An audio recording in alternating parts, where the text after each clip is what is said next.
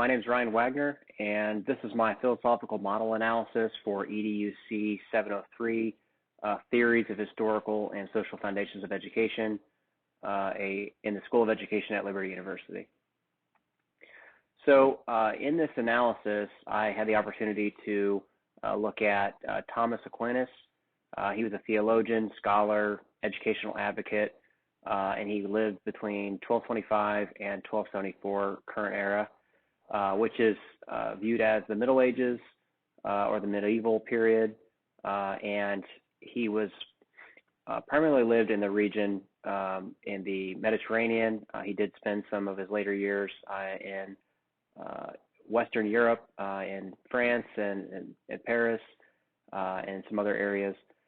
And he offered some new insight into educational theory, both in general terms, but then also in this period.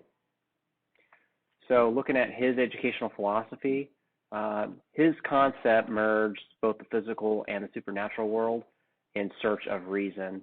A lot of his philosophy was based upon Aristotle's teachings in his philosophy, but what set them apart was Aquinas combined religious element and scripture into what Aristotle had previously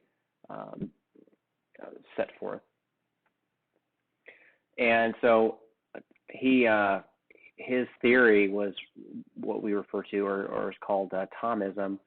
That's a philosophy that it combined that supernatural and natural orders of humans, and he shared by embracing these, the individual would learn through experiences, their environment, and also a large part of that was in Scripture. So if you were to have a good understanding of Scripture, then the experiences you would have or the environment that you were in would change that, both in the natural, the physical world, and in the supernatural world, in that search of reason or rationale. He also integrated, or part of his philosophy integrated, family, the importance of family, the importance of church, again, and with Scripture, and then society, both as it's important, but also if you were to follow his philosophy, that you would have a direct impact in a positive way to society. Diversity is a big aspect of his philosophy. I found this quote very interesting. God created the diversity of creatures because no single creature can adequately reflect the perfection of God. So Aquinas is virtually celebrating diversity in this sense. He is saying that all of us, or all of those that are on earth, have a small piece of God, and as they come together, how society comes together, they paint a picture of what God or godliness would be, or the pursuit of that. So again, he celebrated diversity and all of the things it offered. So Aquinas' influence today, his teachings are still seen today primarily in Catholic education due to the religious elements that they do have integrated in the curriculum. Not so much secular public education because of that.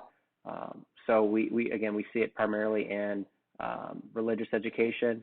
And then his educational philosophy, for me, it's studying a little bit about him and his philosophy, in my opinion, is worthy of emulation because he focused on community, critical thinking, study, debate, conversation with others so that you can sort of grow together. And the last component is the importance of Scripture. So for me personally, being a Christian, how important this is to integrate that into your philosophy. And here are my references. Thank you for listening to my presentation.